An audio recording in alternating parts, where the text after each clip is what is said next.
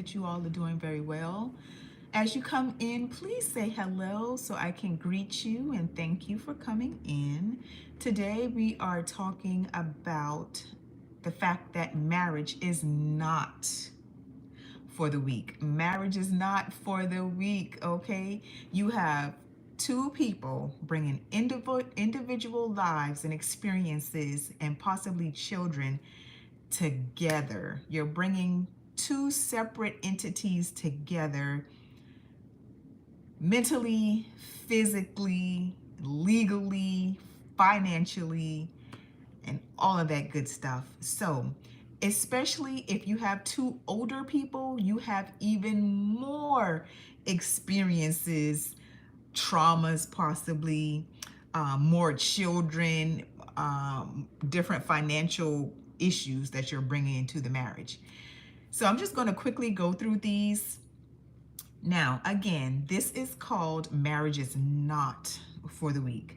All right. A spouse is one of the most important decisions you'll ever make in your life. The spouse that you choose will make or break you. And I mean that literally, because it can be literally and figuratively. All right. It can throw you off course in every area of your life. All right. And it can derail your life if you marry the wrong person and connect yourself to the wrong person. It takes courage to yoke yourself to someone for a lifetime. Marriage is a huge step that should not be taken lightly because it is something that is supposed to last a lifetime, because you are going to be bringing children into the picture. And one of the reasons that in the Bible it says that the Most High hates divorce is because divorce literally feels like death. I am divorced. I was married once before and I am married now for a second time. And it literally felt like death. And that's not something that he wants us to experience. He wants us to, once we make our bonds and we make our contracts and we make our commitments, that we stick to them. And it's important we stick to them because of the children that's going to come from them. All right. It takes courage to combine your finances, your home, your children, all of that good stuff. Hi, Hara, how are you today? Thank you for coming in. We're talking about marriage is not for the weak. You know that it takes courage to get married because so many people are running away from it.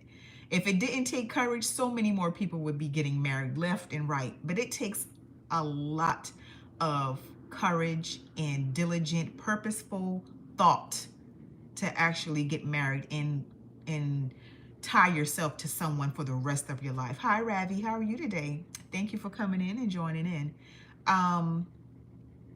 It takes longer to get out of a marriage than it takes to get in a marriage. So that's another reason why marriage is not for the weak.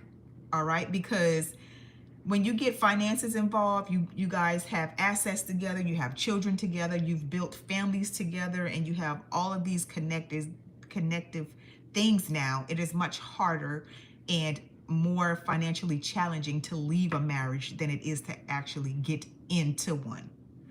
All right. Some people fear marriage, and marriage is not for the weak because some feel that it takes away your freedom. Some people feel that once you get married, you're not going to be able to do the things that you love. You're not going to be free to go about and just live life as you did before. And to some degree, that is definitely true. Another reason why marriage is not for the weak is because it actually takes money and finances to take care of a child. And this falls more so on a male and on men. If he is not in a financial place or state to take care of a wife and a family, he probably shouldn't be getting married because ultimately and traditionally, the finances and taking care of a family falls on the male. So that's another reason that marriage is not for the weak. You need to be financially stable as possible to make sure that you can not only take care of yourself, but take care of the people that you're bringing in and you're tying into yourself. Another reason that marriage is not for the weak is because some people unfortunately, some people would rather have a child, okay? They want the child, but they don't want the marriage. They don't want a marriage contract. And it's because some of the other reasons that I listed, it's because once you get in it, it's harder to get out of it. If you have a child with someone, you can just say, oh, this relationship is over, and you decide to co-parent. However, even if you decide to co-parent, you are still tied to that person for life. You know, there's no way around that. Once you have a child, it's for life, even though marriage is supposed to be for life. But sometimes you can get away with the marriage being for life if you don't have anything, you know, any ties or major ties like having children together. So this one in particular, because having a child is such a big deal and you're bringing another life into this world, the fact that people would choose to have a child versus getting married in itself, is that's proof in itself of how much people have a disdain and they hate and they fear marriage.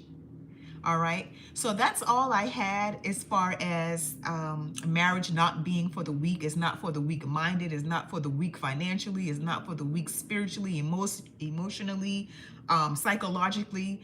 If you don't have yourself together first, and I kind of disagree with someone being your other half, because I feel that before you get married, you need to be your whole 100% self.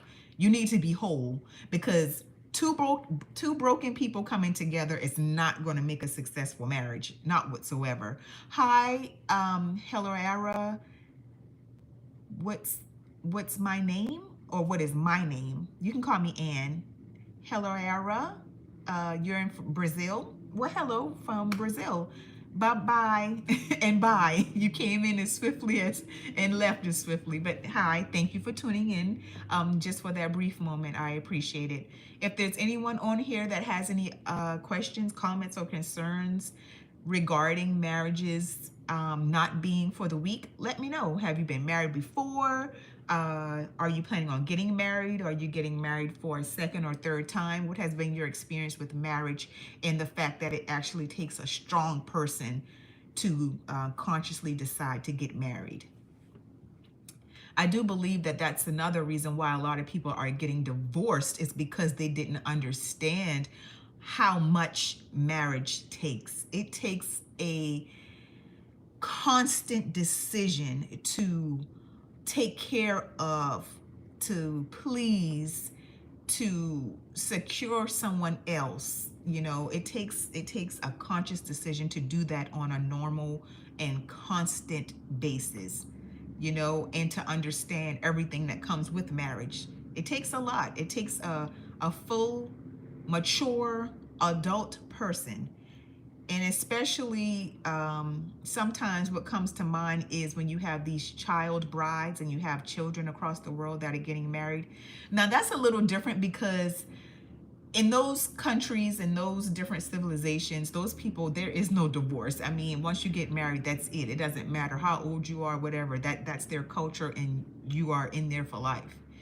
However, when you have Western culture and you have people getting married and they're not ready for it, that's a totally different thing. So it is based on culture and what part of the world you're in.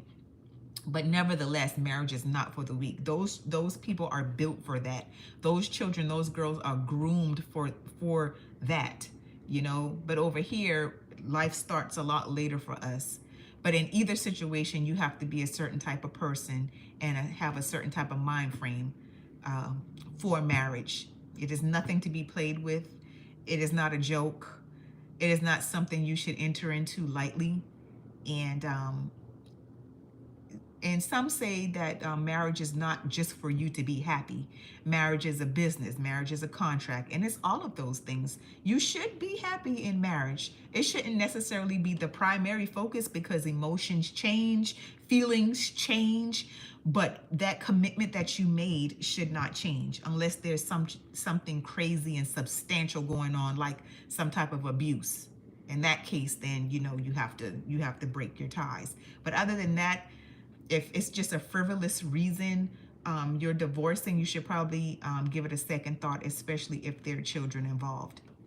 But if no one has anything else to say or to add, I am going to go ahead and and cut this live today.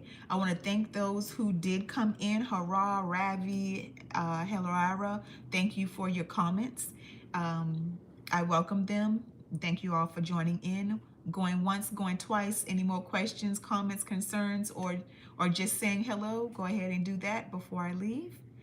And I want to thank you all, and you be blessed.